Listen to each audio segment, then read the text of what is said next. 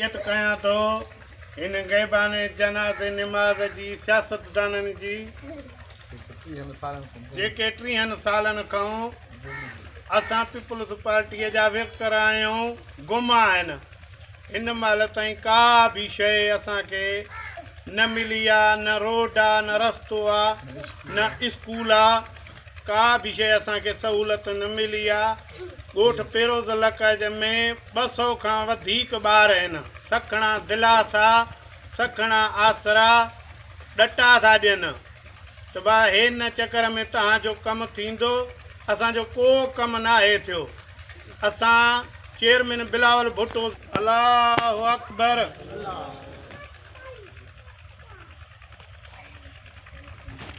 अल्लाहु अकबर।